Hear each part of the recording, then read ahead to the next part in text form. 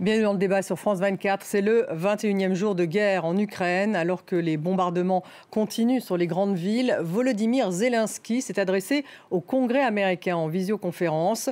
Le président ukrainien a interpellé Joe Biden, l'exhortant à être le leader du monde et de la paix.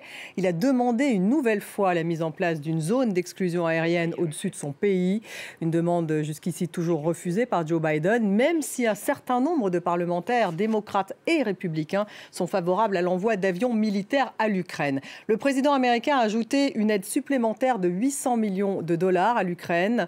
Il n'y aura pas de déploiement terrestre et aérien en Ukraine, néanmoins de l'OTAN, c'est ce qu'a affirmé son secrétaire général à l'issue d'une réunion à Bruxelles. Alors, jusqu'où ira Joe Biden dans la guerre en Ukraine? L'OTAN va-t-elle changer de stratégie? On va en débattre avec mes invités. J'ai le plaisir d'avoir à mes côtés Anne Toulouse. Bonsoir. Vous êtes journaliste franco-américaine, auteure de Wokisme. La France sera-t-elle contaminée? Et c'est aux éditions du Rocher. C'est sorti le 16 mars. Bienvenue à vous. Aujourd'hui, donc. Aujourd'hui, exactement. Ça sort aujourd'hui.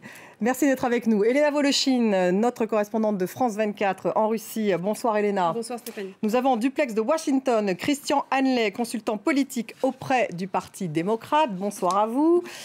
Et puis Pascal Boniface. Bonsoir Pascal Boniface, bonsoir. Directeur de l'IRIS.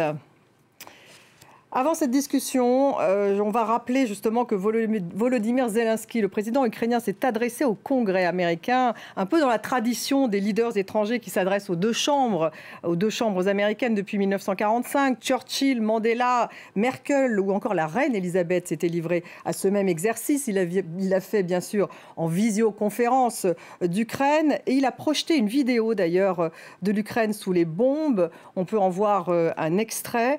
Il a montré des enfants morts, blessés. C'est extrêmement violent. Je ne sais pas si on va pouvoir voir une partie de ces images. En tout cas, Zelensky a demandé une fois encore une zone d'exclusion aérienne. On va l'écouter.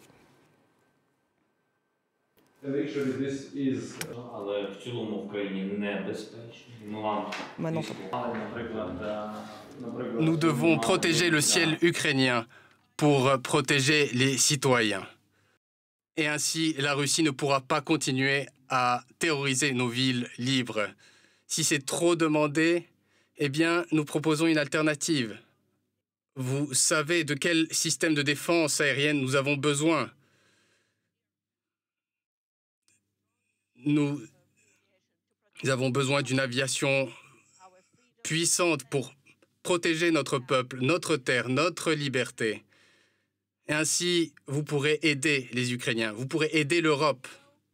Pascal Boniface, Zelensky a établi un parallèle entre la guerre en Ukraine et le 11 septembre. Il a invité le président américain à être un leader du monde, c'est ce qu'il a dit. Joe Biden va augmenter les aides financières, le matériel militaire défensif.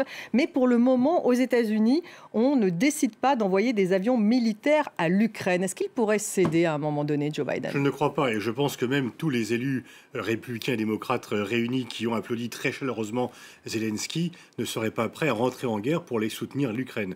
Donc il y a quand même une fatigue de la guerre aux États-Unis et cette guerre serait quand même extrêmement dangereuse pour les États-Unis puisque ça serait une guerre mondiale contre la Russie. Donc s'il utilise des avions, si effectivement il envoie des avions américains, ça veut dire que c'est la guerre mondiale. C'est ce que dit Joe Biden. Ben oui, puisqu'en fait il y aurait un risque très fort d'abattre un avion russe si on veut faire une zone d'exclusion aérienne. Donc c'est pour interdire aux avions russes de pénétrer sur le territoire ukrainien. Et donc il faudra abattre un avion russe. Et donc ça sera l'entrée en guerre officielle des États-Unis contre la Russie. Ce que Biden a voulu éviter depuis le départ. Il a même dit très fortement, avant même l'invasion russe, qu'il ne ferait rien. Peut-être qu'il aurait mieux fait de ne rien dire et de laisser un peu le doute et une dissuasion.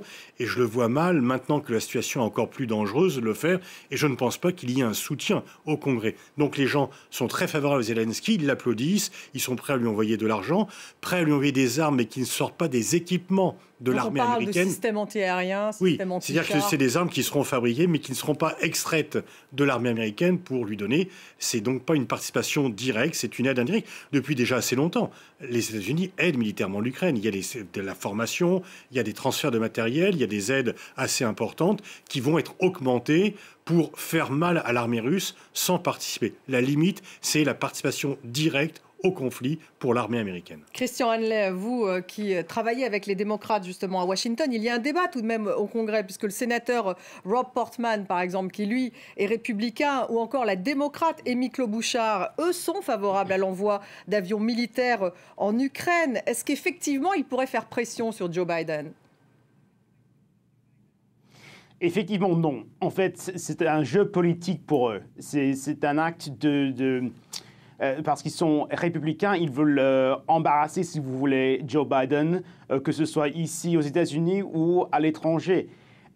Que veut dire zone d'exclusion? Ce n'est pas une sorte de tache rouge sur la carte du monde. Non, en fait, ça veut dire créer une zone dans laquelle les avions de chasse américains doivent devenir des avions de patrouille. Ça veut dire que si on crée une zone d'exclusion, il y aura des pilotes américains qui vont devoir attaquer, même tuer des pilotes russes, ce qui veut dire la Troisième Guerre mondiale. Donc, ce genre d'action directe, c'est hors de question pour Joe Biden, pour n'importe quel président américain. Et quant aux sénateurs et aux représentatifs républicains, ce qu'ils font, c'est jouer un jeu politique, c'est tout. Oui, mais Christian Hanley, il y a aussi la démocrate Amy Klobuchar qui demande l'envoi d'avions. Il y en a. L'envoi d'avions, c'est une autre question. Envoyer des avions, c'est peut-être possible, même si le président craigne ce que vient de dire Vladimir Poutine. Ça veut dire que cet acte constitue un acte de guerre. C'est une autre question quand même que de créer une zone d'exclusion, ce qui serait un acte direct de la part des États-Unis. Donc, il y a une question là-dessus. Mais pour créer cette zone, c'est pas vraiment possible pour les États-Unis, pour le président des États-Unis, pour Joe Biden, parce qu'on a toujours la Russie qui est toujours un pouvoir nucléaire. Anne Toulouse, il y a des républicains effectivement qui demandent plus, qui demandent qu'on envoie des avions militaires aux États-Unis. Est-ce que Joe Biden est trop prudent ? Moi, je ne suis pas spécialiste de la stratégie et je ne peux pas vous dire s'il est trop prudent. Je sais que ce que je peux vous dire en étudiant son histoire, c'est qu'il est prudent. Ça n'est pas un foudre de guerre, c'est un homme qui a été élu sur la promesse de ramener les troupes d'Afghanistan, ce qu'il a fait d'une façon qui a été assez malheureuse, mais qu'il a fait tout de même. Donc, c'est quelqu'un qui est tourné vers l'intérieur. Un des collaborateurs de Barack Obama, je ne me souviens plus lequel, disait Joe Biden, dans toutes les discussions à l'époque où il était vice-président, ramène tout à ce qui se passe chez lui dans sa ville de Scranton, en Pennsylvanie. Alors, je pense qu'à Scranton, en Pennsylvanie, on n'a pas envie de faire la Troisième Guerre mondiale. Je pense que les Américains sont très solidaires de ce qui se passe en Ukraine. Ils ont le côté humain horrifie tout le monde comme partout ailleurs. Maintenant, ils sont derrière les sanctions, évidemment, qui ne leur coûtent pas cher d'ailleurs, parce que les États-Unis sont quand même les premiers producteurs mondiaux de gaz et de pétrole. Et pour le reste, j'ai lu un sondage que j'ai trouvé très intéressant. Le premier sondage était il y a une semaine. Êtes-vous favorable à une zone d'exclusion aérienne? Et là, pratiquement tout le monde répondait oui, absolument. Et puis on repose le même sondage une semaine après en disant mais est-ce que vous êtes favorable à une zone d'exclusion aérienne avec les conséquences que ça implique, c'est-à-dire l'entrée militaire? Et alors là, évidemment, tout le monde répond non. Elena Voloshin, ça serait une sorte de ligne rouge franchie pour Poutine? Alors moi je voulais justement parler des lignes rouges de Vladimir Poutine, parce qu'on dit si on ne crée pas de zone d'exclusion aérienne, si on n'envoie pas de l'avion de l'OTAN, ça va, on ne provoque pas la guerre avec Vladimir Poutine. Mettons-nous maintenant à la place de Vladimir Poutine. Qu'est-ce qu'il exige depuis décembre dernier, Vladimir Poutine, c'est là où il nous a sorti ses exigences qui sont irrecevables pour les Occidentaux, et là d'où tout est parti. Il a envoyé ses exigences aux États-Unis et à l'OTAN en disant vous retirez tout le matériel militaire que vous avez grosso modo en Europe, et vous retirez toutes les troupes que vous avez dans les 13 pays qui ont intégré l'OTAN depuis 1997. Or, aujourd'hui, Volodymyr Zelensky demande envoyez-nous encore plus d'armes pour pouvoir nous défendre de l'agression russe. Donc, pour Vladimir Poutine, même ça, si vous voulez, c'est un acte de guerre. C'est complètement irrecevable. Ce que veut Vladimir Poutine, c'est que les Américains non seulement cessent de livrer des armes à l'Ukraine, mais qu'on démilitarise complètement l'Ukraine, non seulement des armes occidentales et américaines, mais des propres armes ukrainiennes. C'est ses conditions à lui pour cesser la guerre. Donc la ligne rouge est déjà franchie pour lui. La ligne rouge de Vladimir Poutine, en tout cas, elle est franchie depuis... Enfin, dans son discours, en tout cas, elle est franchie réfléchi depuis longtemps, c'est ce qui sert à justifier son attaque de l'Ukraine. Pascal Boniface, pour revenir justement à cette histoire d'envoi d'avions, parce qu'il y a ces fameux MiG-29 que les Polonais donc, étaient prêts à envoyer en Ukraine, mais à condition donc, qu'ils partent d'une base militaire en Allemagne, à Ramstein, parce qu'ils ont peur de les envoyer directement. Il y a tout un débat autour de l'envoi ou pas de ces fameux MiG. Il faut encore pour ne pas apparaître comme étant co-belligérant aux yeux des Russes. Donc il y a en fait des lignes rouges qui sont tressées et qui font peur aux autres. Et les Américains ont refusé cela, parce qu'eux-mêmes ne veulent pas que ça parte de bases militaires américaines. Ce sont des MiG-29 donc, qui appartiennent à l'armée polonaise, que les pilotes ukrainiens savent piloter, donc ils peuvent les adapter assez facilement, parce que si on envoyait des avions américains, les pilotes ukrainiens ne savent pas les manœuvrer. Mais en quoi, lorsqu'on envoie justement ces avions, fait dire que l'on est co-belligérant ? Parce que, rappelez-vous la guerre Iran-Irak, entre 80 et 88. La France avait prêté des avions militaires à l'Irak. Et donc l'Iran avait considéré que par ce prêt de matériel militaire qui appartenait à l'armée française, eh bien, les super-étendards qui avaient pilonné des installations pétrolières iraniennes, l'Iran a considéré que la France était co-belligérante et elle s'était vengée en commettant des attentats, en tuant notre ambassadeur au Liban, Louis Delamarre, etc. Donc en fait, si vous prenez de votre matériel, de votre armée, des équipements pour les mettre à disposition d'une armée étrangère, vous êtes co-belligérant. En revanche, lorsque vous vous envoyez des équipements, ce qu'ils font pour Qui sortent d'usine, c'est différent parce que là, vous faites des ventes d'armes, c'est la tradition, etc. C'est connu. Donc effectivement, si vous envoyez des équipements qui sortent d'usine et qui sont des armes fabriquées aux États-Unis, fabriquées en France, etc. Là, vous n'êtes pas co-belligérant parce que vous livrez des matériels qui n'appartiennent pas à l'armée américaine ou à l'armée française. Donc tout ce débat autour des avions qui faisait dire également que les Polonais allaient envoyer leurs avions russes et qu'à la place, ils allaient récupérer des avions américains, tout ça, c'est exclu aujourd'hui. Pour l'instant, alors peut-être que là, ça pourrait changer, mais même, je pense que, vous l'avez dit, Biden est quand même ultra prudent. Il ne veut pas glisser le moindre doigt dans un engrenage qui pourrait lui happer l'ensemble du bras. Alors Joe Biden a néanmoins annoncé aujourd'hui même une aide supplémentaire de 800 millions de dollars. On va voir, justement, on va l'écouter, le président américain. Il avait déjà signé plus de 13 milliards de dollars d'aide à l'Ukraine. On l'écoute. Cela inclut 800 systèmes anti-aériens pour permettre à l'armée ukrainienne de continuer à arrêter les avions et les hélicoptères qui attaquent les civils et de défendre l'espace aérien de l'Ukraine. Nous envoyons aussi des drones pour montrer notre engagement à envoyer nos systèmes de défense les plus sophistiqués pour aider l'Ukraine à se défendre. Christian Hanley, on a bien vu qu'effectivement, il s'agissait donc d'aide supplémentaire dans tout ce qui était défensif. On a bien vu la distinction avec Pascal Boniface. Zelensky a demandé au président américain d'être un leader du monde. C'est ce qu'il a dit dans ce discours. Effectivement, il a eu une standing ovation. Est-ce que Joe Biden a envie d'être un leader du monde ? Je crois que franchement, Joe Biden a envie d'être un président en temps de paix, pas en temps de guerre. Et donc, malheureusement pour lui, c'est son devoir d'être leader du monde, même s'il veut être président d'un pays qui a survécu à des guerres, que ce soit en Afghanistan, en Irak, avec une population qui ne veut plus de guerre. Et donc, pour lui, pour Joe Biden, c'est une obligation. Je crois qu'aujourd'hui, avec l'annonce d'1 milliard de dollars d'aide financière pour l'Ukraine, c'est une première étape. On va voir ce qui va être les prochaines étapes. Mais pour Joe Biden maintenant, c'est vraiment presque tout ce qu'il peut faire pour l'Ukraine. Parce que, comme on vient de dire, et je ne suis pas spécialiste, je ne fais pas partie du militaire, mais comme on voit, pour la Russie, pour Poutine, il y a déjà une ligne rouge. Et donc, pour l'Ukraine maintenant, c'est peut-être l'argent, la meilleure façon dans laquelle les États-Unis peuvent aider nos amis en Ukraine. Anne Toulouse, ça va se limiter justement à ça, l'aide à l'Ukraine, l'aide américaine à l'Ukraine ? Écoutez, il y avait quand même un contraste frappant cet après-midi, si vous avez regardé les deux interventions, celle de Zelensky et celle du président Biden. D'un côté, vous avez un homme extrêmement passionné qui essaie de soulever les passions américaines, qui cite Franklin Roosevelt, qui cite Martin Luther King, qui parle du rêve, du 11 septembre, etc.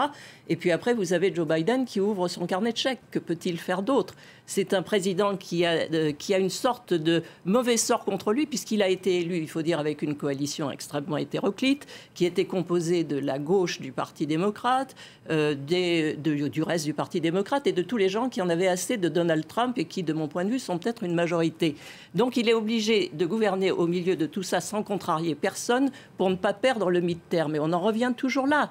Nous sommes en campagne électorale aux États-Unis. Et donc on ne peut pas se permettre d'être romantique, on ne peut pas se permettre de se lancer dans des aventures. Et puis quand vous regardez le discours de Joe Biden, c'est évident, c'est pas un homme qui va à l'aventure. Tout de même, c'est frappant. Et pourtant, il dit qu'il soutient les démocraties, Elena, parce que pendant ce temps-là, on ne compte plus le nombre d'arrestations en Russie. Navalny, donc renvoyé dans un camp pendant 13 ans, la répression qui s'amplifie. Et puis j'ai vu que les Russes avaient riposté aux sanctions occidentales par des sanctions, on peut dire, symboliques, puisqu'elles visent Joe Biden. Manifestement, ils ont oublié Robinette. Donc la porte-parole de la Maison-Blanche disait, en fait, ce sont des sanctions contre le père de Joe Biden et pas Joe Biden. Hillary Clinton, qui ne peuvent donc plus se rendre en Russie. Anthony Blinken non plus. Ce sont des sanctions très symboliques du côté russe. Mais en même temps, Poutine, en faisant cela, s'immisce un peu dans la politique américaine. Là, bon, ils sont dans une réponse qui est symétrique, hein, comme d'habitude, quand c'est États-Unis, Russie, retrait des ambassades, sanctions contre les personnalités, retrait du personnel diplomatique. Enfin, je veux dire, bon, là, on est vraiment dans quelque chose d'extrêmement classique. Oui, c'est complètement de l'ordre du symbole. Évidemment, on ne prétend pas que demain, quelqu'un prendra un avion de Washington pour venir discuter à Moscou. Enfin, là, évidemment, c'est purement de la rhétorique, purement de la communication. Qu'est-ce que, Pascal Bollissa, est-ce qu'effectivement Joe Biden va s'arrêter là, ou est-ce que, comme on est dans une stratégie tout de même de sanctions graduées, il peut encore aller plus loin sur les sanctions à la Russie? Qu'est-ce qu'il peut ajouter finalement? Parce que la guerre, il le dit lui-même, la guerre sera longue, oui, il l'a dit. Il pourrait interdire aux pays européens, enfin de proposer des sanctions contre les pays européens qui continuent d'acheter du gaz et du pétrole à la Russie. Mais là, il diviserait la solidarité occidentale, donc il ne peut pas. Il est quand même aussi en charge d'une union. Sa communication, autant le débâcle de Kaboul a été catastrophique, depuis il essaie de se rattraper et de montrer qu'il consulte, qu'il est dans le multilatéralisme, que les alliés ça compte, etc. Et il est vrai que le fait que les pays de l'OTAN soient unis face à la Russie est extrêmement important. D'ailleurs, il a dit qu'il allait justement venir à Bruxelles la semaine prochaine lors de la prochaine session extraordinaire de l'OTAN. Il ne veut pas fissurer ce camp occidental qui tient un peu bien. Après, ce qu'il peut faire aussi, c'est essayer de rallier au-delà du monde occidental. Il y a quand même de nombreux pays qui se sont abstenus dans la condamnation de la Russie à l'Assemblée générale. Pas beaucoup, mais une quarantaine, donc il faut un peu faire cela. On ne peut pas compter sur la Chine, déjà. Disons que la Chine, si, ce qu'il peut voir, c'est jusqu'où la Chine ne peut ne pas aider la Russie. Et donc la Chine est dans une position très indélicate, puisqu'ils n'ont pas envie de voir la Russie s'écrouler, ils n'ont pas envie de dire que les sanctions, ça marche, parce que c'est vraiment contraire à toute leur politique, mais ils sont quand même mal à l'aise avec le geste aventuriste de Poutine, qui vient déclencher une crise économique. Ils sont très consommateurs d'énergie et de produits alimentaires, ce sont les deux produits qui augmentent le plus, donc ça peut créer une crise économique, ou du moins un ralentissement économique à la Chine, ce qui les rend vraiment très peu à l'aise avec cela. Donc en fait, le but de Biden devrait être d'élargir la coalition anti-russe, et moins il apparaîtra va-t-en-guerre, plus il pourra élargir cette coalition. Christian Hanley, vous êtes d'accord avec ce que vient de dire justement Pascal Boniface? Ces sanctions symboliques, d'ailleurs, il y a eu des réactions aux États-Unis, alors qu'on est effectivement à quelques mois des midterms, ces sanctions symboliques contre Hillary Clinton, Joe Biden et même Hunter Biden, le fils. Mais non, pas du tout ici. Non, comme vous venez de dire, ce sont des sanctions complètement symboliques. Il n'y a pas besoin pour Hillary Clinton ou Joe Biden d'aller voyager en Russie, d'aller rendre visite à Moscou maintenant. Non, ce sont, comme vous dites, complètement symboliques. Écoutez, la Russie, c'est un pays qui maintenant a une économie moins diversifiée, moins large, moins puissante que même dans quelques États individuels des États-Unis. Une économie plus petite que celle de la Californie, du Texas. Et donc, pour eux, ils n'ont pas vraiment le pouvoir économique de mettre en place des sanctions qui sont très utiles. Ce seront toujours des actes symboliques. Est-ce qu'ils ne craignent pas, pardonnez-moi, tout de même une ingérence? Personne n'en parle. Est-ce qu'ils ne craignent pas une ingérence des Russes tout de même dans les élections? Pas que je vois ici aux États-Unis, à Washington aujourd'hui, non. Non, pas du tout. Vous ne pensez pas? Qu'est-ce que vous en pensez? Non, moi je pense qu'aux États-Unis, c'est vrai que les sanctions sont vécues comme symboliques parce que, comme je le disais tout à l'heure, le pays étant un grand producteur d'énergie, ça ne va pas les toucher. Et ils ont un certain mal à comprendre. Moi qui ai un pied dans les deux pays, J'ai vu, par exemple, quand je suis partie en France, il y a 2 semaines, les gens me disaient, oh là, c'était presque si j'allais me mettre dans la gueule du loup, si j'allais sur la ligne de front. Parce que finalement, entre Paris et Washington, il y a la même, entre Paris et Kiev, il y a la même distance qu'entre Washington et Denver. Pour eux, c'est très près, c'est à notre porte. Ils ont aussi beaucoup de mal à comprendre que, effectivement, Pascal parlait de sanctionner les pays européens qui achètent de l'énergie russe. Mais comment peuvent-ils faire autrement ? C'est-à-dire qu'il y a des pays comme l'Italie et comme l'Allemagne qui sont totalement dépendants de l'énergie russe. Et je me souviens même qu'au mois de novembre, Joe Biden, au moment où il y a eu une petite crise énergétique aux États-Unis, à cause des suites du Covid, des ruptures d'approvisionnement et tout ça, avait demandé à la Russie d'augmenter sa production de gaz pour fournir les pays européens. Il faut quand même être un peu logique dans cette histoire. Elena. Pour vous dire à quel point ces sanctions sont symboliques. Enfin, on est dans la guerre froide entre Moscou et Washington depuis un certain moment. L'année dernière, quand Vladimir Poutine et Joe Biden se sont rencontrés à Genève après l'élection de Joe Biden, il était question de faire revenir les ambassadeurs en poste et de voir comment est-ce qu'on allait pouvoir renouer tous les canaux de dialogue qui ont été rompus au cours de toutes ces dernières années. Donc aujourd'hui, en sanctionnant Joe Biden et Hillary Clinton, c'est juste on sait plus où frapper. Bon bah voilà, on va adopter des sanctions comme ça pour dire que on est contre les États-Unis. Il était question d'ailleurs de limiter la cyberguerre à l'époque. Hein. Oui, non, mais complètement. Mais c'est-à-dire que là, aujourd'hui, tout est tellement énorme et on est tellement dans une guerre froide qui risque de devenir une guerre chaude qu'on ne peut plus que frapper comme ça symboliquement au plus haut sommet de l'État. Et puis il y a eu une réunion des ministres des Affaires étrangères de l'OTAN aujourd'hui. Joe Biden, donc, il se rendra à Bruxelles, ce que je disais la semaine prochaine. Et il n'y aura pas de déploiement terrestre ou encore aérien en Ukraine de l'OTAN, mais un déploiement de davantage de troupes, de moyens sur le flanc est de l'Alliance. On écoute son secrétaire général. Les alliés sont unis pour apporter un soutien à l'Ukraine, pour que les Ukrainiens puissent se défendre. Mais les alliés partagent aussi une autre position commune. L'OTAN ne devrait pas déployer de force sur le terrain ou dans l'espace aérien ukrainien. Parce que nous avons une responsabilité, veiller à ce que ce conflit, cette guerre, ne s'étende pas au-delà de l'Ukraine. Pascal Boniface, même ligne rouge là, du côté de l'OTAN. Oui, enfin, il est rare que le secrétaire général de l'OTAN tienne un discours très différent de celui du président des États-Unis. Généralement, ils sont quand même raccords.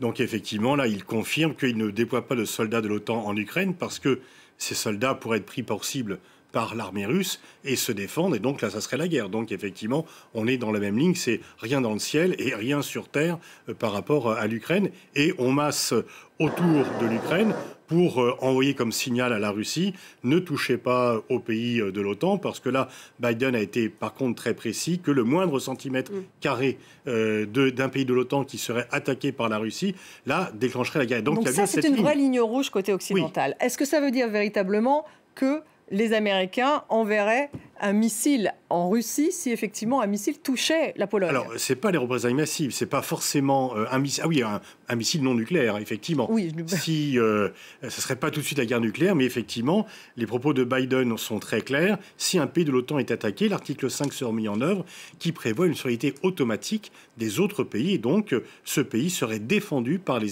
différentes armées des pays de l'OTAN pour venir à son secours contre l'armée russe. Joe Biden serait prêt à le faire, Anne Toulouse, vous pensez? Je pense que c'est une obligation. C'est comme le disait Pascal, c'est l'application d'une règle, d'un traité. Donc, je ne vois pas comment il pourrait, après avoir appelé à la cohésion, à la solidarité de l'OTAN, aux forces européennes, ne pas respecter les règlements même. Là, c'est un automatisme. Et Navolochine, vous pensez que Vladimir Poutine le sait, ça, et que justement, il se limite, il fera attention? Ça, c'est vraiment une bonne question. Je ne sais pas du tout s'il va se limiter. On parle de l'imprévisibilité de Vladimir Poutine. Il y a autre chose, c'est que, très franchement, ce que montre l'armée russe, c'est qu'elle n'est pas très performante. C'est-à-dire que c'est quand même une armée qui ne marche pas très bien, puisqu'ils ont du mal à battre l'Ukraine, qui est quand même un pays qui n'est pas très bien équipé militairement, qui n'est pas très riche, qui a un PIB très faible, etc. Donc, quand vous avez du mal à battre l'armée ukrainienne, vous vous attaquez pas aux 30 armées des pays de l'OTAN avec en soutien l'armée américaine. Oui, mais le problème, c'est qu'il est dans...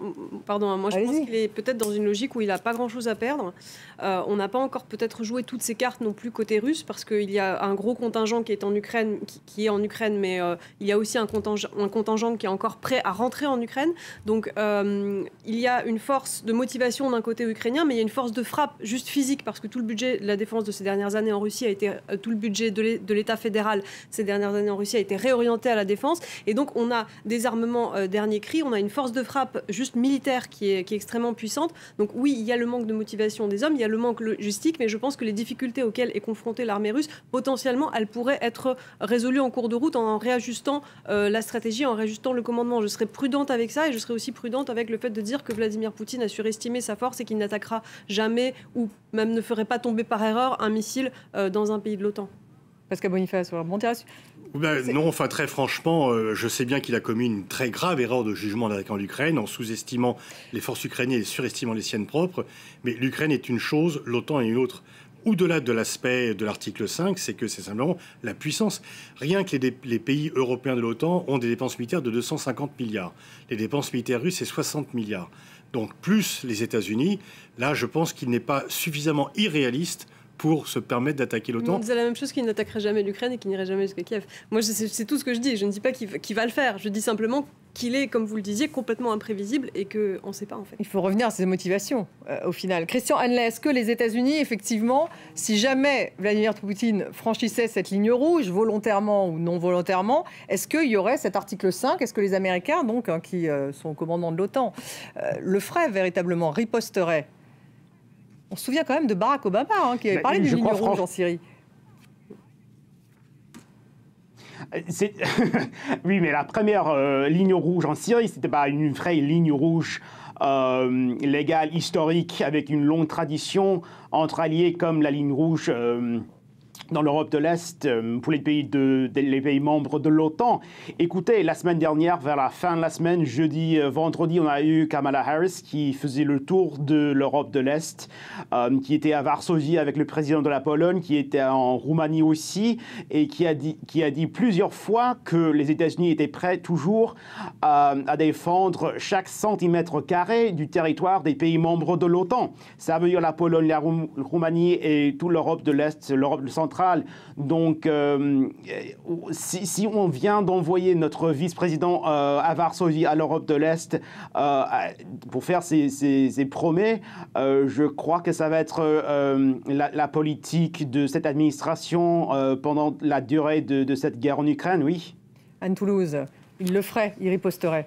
Je continue à poser la question parce qu'effectivement, Barack Obama avait fixé une ligne rouge en Syrie, on s'en souvient, en disant que si Assad utilisait l'arme chimique, eh bien, il y aurait une intervention américaine. Et finalement, il n'y a pas eu d'intervention américaine. Oui, mais là, ça n'était pas dans le cadre d'un traité international. Et ça faisait partie, vous savez, je ne sais plus qui a dit en France que les promesses n'engagent que ceux qui les reçoivent. Et là, effectivement, il y a eu de nombreuses lignes rouges qui ont été franchies sous Barack Obama et qui sont restées lettres mortes parce qu'il n'y avait pas d'engagement formel de le faire. Parce que vous avez parlé de l'opinion publique américaine qui ne serait pas forcément favorable. Est-ce que l'opinion publique américaine n'a aucune envie de s'engager dans une guerre, hein, aucune. Et d'ailleurs, la différence, c'est que en Syrie, les États-Unis n'étaient pas directement concernés. C'était une intervention dans une guerre civile, et donc il y avait un engagement verbal, effectivement, monsieur l'a dit. Mais un engagement verbal important, souvenez-vous, à l'époque. Oui, mais enfin, c'est pas un traité, et surtout, là, ce sont les intérêts des États-Unis qui seraient affectés s'ils ne répondaient pas à une attaque russe contre des troupes alliées. C'est tout à fait différent que de répondre à un crime de guerre commis par l'armée syrienne où les États-Unis ne voulaient surtout pas s'engager au Proche-Orient. Ils cherchaient à se désengager. Ils venaient quand même de subir des désagréments en Irak. Et donc Barack Obama a très bien dit qu'il avait été élu pour mettre fin aux guerres, pas en commencer une nouvelle. C'est vrai qu'on a l'impression qu'il y va à reculons, là, Joe Biden. Et d'ailleurs, depuis le début de l'attaque russe, moi, j'ai eu l'impression qu'il était assez absent, finalement. Et on peut le comprendre parce que depuis un certain temps, et depuis qu'il y avait cet accroissement militaire aux frontières ukrainiennes, les Européens disaient « Nous, on veut être de la discussion sur notre sécurité ». Les Français, les Allemands poussaient pour que ce soit les Européens qui reprennent en main leur destin sécuritaire. Et au moment où on s'attendait à ce qu'il y ait une réaction forte des États-Unis au début de l'invasion russe, eh bien, on a surtout entendu Emmanuel Macron, les Européens, prendre position et venir en aide à l'Ukraine finalement. Là, c'est quand même l'entrée dans le jeu des Américains. On est 21e jour de guerre. Effectivement, donc on a l'impression qu'il y a une question de ligne rouge et qu'il n'y aura une réponse forte qu'à partir du moment où effectivement ils se sentiront directement menacés. Alors si on parle justement des armes chimiques, parce que la Maison-Blanche, on a parlé à plusieurs reprises, Pascal Boniface, qu'il y aurait peut-être une utilisation par la Russie d'armes chimiques en Ukraine. Alors là, je repose la question, est-ce que c'est une ligne rouge si effectivement Vladimir Poutine utilise l'arme chimique en Ukraine? Est-ce qu'il y aura riposte occidentale? Oui, parce que, disons que là, ça serait une violation supplémentaire d'un traité. Normalement, la Russie a signé un traité qui lui interdit non seulement d'utiliser, mais même de posséder des armes chimiques. Bachar al-Assad ne l'avait peut-être pas signé, mais en tout cas... Alors Bachar al-Assad l'a signé après. Les Russes, rappelez-vous dans l'épisode où Barack Obama a tracé une ligne rouge qu'il n'a pas respectée, les Russes sont intervenus et ont demandé aux Syriens de signer ce traité d'interdiction des armes chimiques qu'ils n'avaient pas signé auparavant. Le problème des armes chimiques, c'est que c'est l'horreur absolue. C'est cette interdiction juridique, une horreur morale, c'est pas ça qui arrête Poutine. Ce qui peut plus arrêter Poutine, c'est qu'en fait, c'est pas un gain militaire extrêmement avantageux. Ça ne donne pas une supériorité militaire. Mais ça terrorise les populations. Ça terrorise les populations. En Syrie, effectivement, il y avait déjà plus de 200 000 morts de la répression de Bachar lorsqu'il a utilisé des armes chimiques. Et l'utilisation d'armes chimiques, qui n'a fait que 1000 morts supplémentaires, si j'ose dire, a créé beaucoup plus d'émotions que les 200 000 premiers morts de la répression de Bachar al-Assad. Donc là, on atteint effectivement, ça terrorise complètement les populations, ça terrorise les diplomaties. Et là, effectivement, ça serait de la part de Poutine se lancer dans une aventure sans retour. Parce que là, il n'y aurait plus de porte de sortie possible. Là, il y a encore une porte de sortie pour lui. S'il utilise des armes chimiques, il n'y a plus de porte de sortie possible. Mais on ne peut pas l'exclure. Alors, moi, je parle sous votre contrôle, mais il me semble que la Russie n'a jamais utilisé dans une situation de guerre d'armes chimiques encore. Non, pas pour le moment. Son allié Bachar al-Assad, oui, mais les Russes, non. Et d'ailleurs, la position de Russes est de dire qu'on ne possède plus d'armes chimiques. Le Novichok, par exemple, il démente. C'est un poison. Enfin, il démente, c'est un poison, mais je donne un exemple qui parle aux gens et dans l'histoire tout à fait récente. L'empoisonnement d'Alexei Navalny, avant cela de Sergei Skripal, mais bon, au Novichok, une arme, un poison de guerre qui a été prouvé qu'il existe puisqu'il a empoisonné Alexei Navalny et Sergei Skripal, mais dont la Russie dit « nous ne le possédons pas ». C'est pareil avec les armes chimiques. Donc ils nient, enfin bon... Oui, mais c'est-à-dire qu'on... Non, on ne peut pas leur faire confiance sur le fait... C'est ça. Ils peuvent très bien avoir une capacité d'armes chimiques qu'ils ont planquées, qui échappent, il y a des inspections, mais enfin, c'est relativement facile. Quand on parlait de la Syrie de Bachar al-Assad, les Russes, entre autres, disaient, voilà, il y a tant d'armes chimiques qui ont été détruites. D'abord, il démentait le fait qu'il y a eu des attaques chimiques du côté du régime syrien. Ensuite, il disait, voilà, nous sommes dans le processus de contrôle du fait que la Syrie détruit ses stocks d'armes chimiques, etc. C'est du... La Russie, il faut bien comprendre qu'elle est dans une position où sa défense, c'est un secret d'État. Elle ne dévoile jamais ni ses capacités réelles, ni son budget réel, ni sa stratégie. Jamais. Donc on ne peut pas savoir réellement... Mais en Syrie, il y avait une inspection de l'Organisation internationale du contrôle de ce traité qui avait été venue vérifier la destruction de l'arsenal chimique de Bachar. Oui, exactement. Et la Russie devait aussi participer à ce contrôle. Ce qui n'a pas empêché donc Bachar el-Assad de l'utiliser. Christian Hanley, les États-Unis d'ailleurs ont affirmé qu'il y avait des possibilités que Vladimir Poutine utilise l'arme chimique en Ukraine. J'espère que non, mais c'est vrai que personne ici à Washington fait confiance à la Russie, à Vladimir Poutine. Et comme nos autres invités viennent de dire, ce sont des secrets d'État. Donc on ne sait pas vraiment ce que sont la Russie a en tant que capacité, s'il existe toujours des armes chimiques en Russie. Ce que l'on sait ici à Washington, c'est que Vladimir Poutine et la Russie viennent d'annoncer qu'il y a peut-être des attaques chimiques qui viennent de l'Occident. Et typiquement, ce que ça veut dire, c'est que la Russie est en train de mentir à la public pour cacher peut-être un plan, quelque chose qu'ils vont faire dans l'avenir. Et donc, c'est pour ça qu'on parle d'armes chimiques, des attaques chimiques de la part de la Russie ici à Washington aujourd'hui. Ce sont des annonces largement diffusées dans les médias en Russie. C'est pour ça. Anne Toulouse, c'est vrai que la presse américaine parle d'éventuelle utilisation par Vladimir Poutine d'armes chimiques. Oui, il est toujours soupçonné du pire et c'est vrai qu'il y a la dimension imprévisible. Il y a même, vous savez que Joe Biden avait encore plus une détestation particulière pour Vladimir Poutine. Pendant sa campagne électorale, il l'a traité d'assassin. On lui a dit « Est-ce que vous pensez que c'est un assassin ?» Il a répondu « Oui ».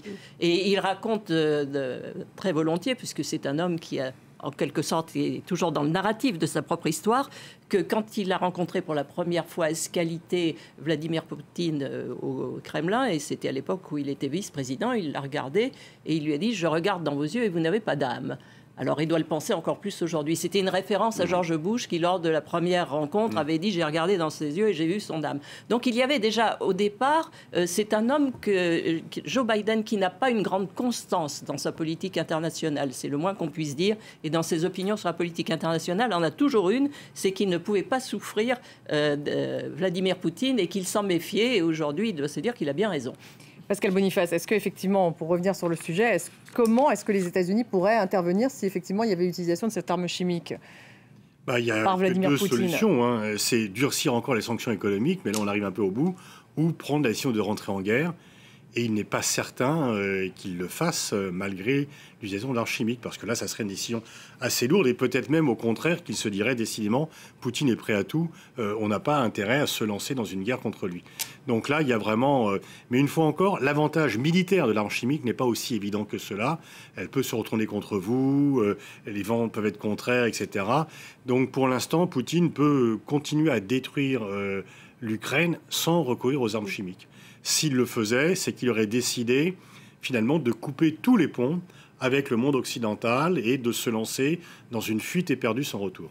Il y a une chose aussi avec la volonté ou non par la Russie d'utiliser éventuellement l'arme chimique, c'est que, par exemple, quand effectivement Joe Biden avait répondu à cette question de journaliste en disant oui à la question « Est-ce que vous pensez que Vladimir Poutine est un assassin ?», Vladimir Poutine avait répondu « C'est celui qui dit qui est ». Sauf qu'avec Vladimir Poutine, c'est celui qui dit qui fait.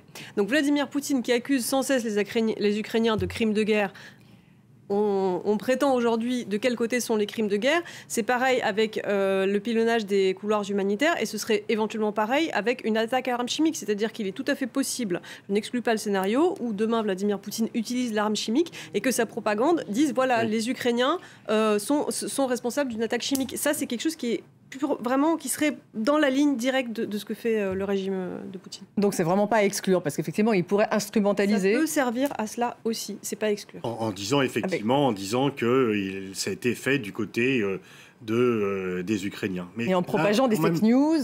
Disons qu'il doit quand même déjà être en difficulté. Là, il ouvre un chapitre encore plus difficile. S'il le fait une fois encore, j'insiste là-dessus, l'avantage militaire n'est pas aussi important que cela. Alors l'autre chapitre, c'est le nucléaire, effectivement. Donc ça, c'est encore autre possibilité. Vladimir Poutine, Pascal Boniface, pourrait-il effectivement utiliser des armes nucléaires? Alors il y a tout un débat. La Biélorussie maintenant a sorti de sa constitution sa neutralité pour effectivement peut-être permettre aux Russes. Il n'a pas besoin de déployer des armes nucléaires en Biélorussie pour pouvoir attaquer. Donc là, il se lance effectivement dans l'Armageddon, parce que là, du coup, tout devient incontrôlable et c'est simplement la destruction. Donc de Moscou qui est en jeu s'il se lance dans une attaque nucléaire.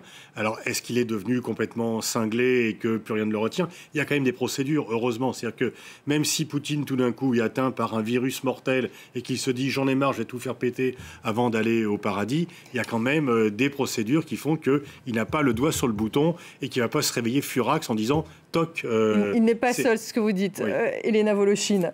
On parle beaucoup de sa paranoïa, effectivement. Et au final, il ne serait pas seul, totalement, à prendre ce type de décision. Alors ça, c'est un grand mystère aujourd'hui. C'est à quel point est-ce que Vladimir Poutine est seul dans cette campagne. Bon, dans tous les cas, ce qui est certain, c'est que son ministre de la Défense, Sergueï Shoïgu, c'est tout simplement le bras droit. Voilà,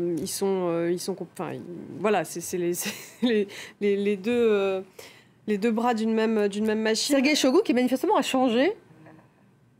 C'était quelqu'un qui était peut-être plus libéral à une époque. Non, je ne pense pas que Sergueï Shoïgu a changé, tout comme je ne pense pas que Vladimir Poutine est devenu fou. Je pense que c'est nous qui avions sous-estimé ce qui se passait en Russie avant que ça n'explose actuellement aux yeux du monde. Maintenant, sur le scénario d'une attaque nucléaire ou pas, je pense que c'est qu'il faut juste être un petit peu humble et observer ce qui se passe, parce que on ne l'a pas été, on n'a pas vu venir l'ampleur de cette attaque, et on en était à faire des scénarios qui se sont tous révélés bien en dessous de ce qui s'est passé. Les renseignements américains avaient parlé quand même d'une attaque sur Kiev possible. Ils avaient laissé fuiter dans la presse d'ailleurs tout cet ensemble d'informations. Oui, effectivement. Maintenant, la question c'est de savoir à quel point est-ce que tout cela se préparait très longtemps à l'avance ou durant ces derniers mois. Il n'est pas exclu que cela se préparait même bien avant encore que le renseignement américain en ait parlé. Mais c'est vrai qu'après, on a toujours sous-estimé. On disait en 2014 que non, il n'annexerait pas la Crimée. Récemment, on disait que non, il n'envahirait pas l'Ukraine. Maintenant, on en est à dire non, il n'utilisera pas l'arme nucléaire. Moi, je pense que là, au stade où l'on est, moi je suis pour la position simplement d'humilité, d'observation et d'analyse très concrète au jour le jour de cette guerre et de ce qui se passe, sans faire de pronostics sur qu'est-ce que voudrait faire Vladimir Poutine, jusqu'où il ira, etc. Parce donc on ne peut pas se ramener... On ne peut pas non plus, vous me posiez la question, est-ce qu'il est tout seul? On ne peut pas se baser sur ce qui se passe dans son entourage parce qu'on n'en sait rien. C'est l'opacité totale, il n'y a rien qui fuite. Déjà, à la base, moi, pour qui travaille en Russie, la Russie n'est pas un pays où il y a la culture du off, c'est-à-dire où on aurait des conseillers ou des hommes politiques qui nous diraient des choses, à nous, journalistes, qui ne seraient pas caméras. Non, les murs du Kremlin et ce qui se passe dans le bureau de Vladimir Poutine, dans l'entourage de Vladimir Poutine, c'est vraiment... On n'a pas d'insight là-dessus. On ne peut pas savoir. Christian Henley, pour justement faire un dernier tour de table, on va revenir justement à Joe Biden qui va donc venir à Bruxelles la semaine prochaine. L'idée, c'est quoi? C'est encore de dire à l'Europe, à l'OTAN, on est tous ensemble, et de dire aux Européens, soyez plus autonomes et toujours unis? Oui, en fait, c'est pour renforcer l'unification de l'Occident autour de cette attaque en Ukraine par la Russie. Et puis, c'est pour montrer que ce que fait les États-Unis, ce ne sont pas simplement des actes symboliques, ce sont des actes réels, même si notre participation dans cette guerre est tout de même indirecte. Donc, pour indiquer que la Maison-Blanche sera toujours siège d'un leader du monde chez Président Biden, et puis pour montrer aussi qu'il y a toujours le soutien du peuple américain, même si le peuple américain n'a pas envie de participer à encore une autre guerre, qu'on est toujours là en tant d'alliés et qu'on est là avec un peu de soutien financier et du soutien au niveau de l'équipement des armes envoyées en Europe. Donc, oui, c'est à la fois un acte symbolique, mais également une visite qui souligne le soutien vrai et réel, même si indirect, de la part des États-Unis. Anne Toulouse, c'est vraiment l'allié des Européens aujourd'hui, Joe Biden, dans cette guerre? Écoutez, de toute façon, c'est son intérêt. Joe Biden a intérêt à endosser les habits que lui a tendus le président Zelensky, c'est-à-dire de leader du monde libre. Quelque part, ça arrange son image de marque, parce qu'il n'était pas dans une très bonne position sur le plan intérieur. Et là, d'un seul coup, ça lui donne une stature qui ne se traduit pas trop dans les sondages. Oui, c'est ça ne se traduit pas vraiment dans les sondages. Il a pris 1 ou 2 points, il est autour de 40, ce qui en France est bien, mais aux États-Unis, c'est pas terrible. Et donc là, il va quand même se présenter comme le président, le leader du monde libre. Et puis en même temps, il peut mettre un certain nombre de problèmes intérieurs sur le dos de la crise ukrainienne. Par exemple, l'inflation. Alors l'inflation, déjà au mois de novembre, c'était 6%. Au début du mois de janvier, c'était 7%. On en est à 8%. Je pense qu'il y a de l'inflation, même sans que Poutine s'en mêle. Mais maintenant, ça devient l'inflation de Poutine. De même que le prix de l'essence qui augmente. Maintenant, c'est l'augmentation de Poutine. Bon, quand j'ai quitté les États-Unis, elle était déjà à $4, ce qui est le gallon pour 4 litres. C'est énorme aux États-Unis. Ici, ça vous ferait rêver. Mais voilà, donc ça permet... Les problèmes extérieurs sont toujours bons quand on a des petits problèmes d'image intérieure. À quelques mois des élections midterm, une conclusion, Pascal Boniface, justement, sur Biden à Bruxelles la semaine prochaine? C'est le grand vainqueur de cette crise, parce que on disait l'OTAN état de mort cérébrale. Maintenant, tout le monde célèbre l'OTAN et tout le monde demande la protection du grand-oncle américain. Y compris la Finlande, peut-être, ces pays qui pourraient adhérer à l'OTAN, ainsi que la Suède, effectivement. Ce qui est effectivement quelque chose de très différent. Merci beaucoup, Christian Henley, d'avoir été avec nous. Merci, Pascal Boniface. Merci, Anne Toulouse. Merci, Elena Volochine. Merci à vous tous de nous avoir suivis. Et restez avec nous sur France 24.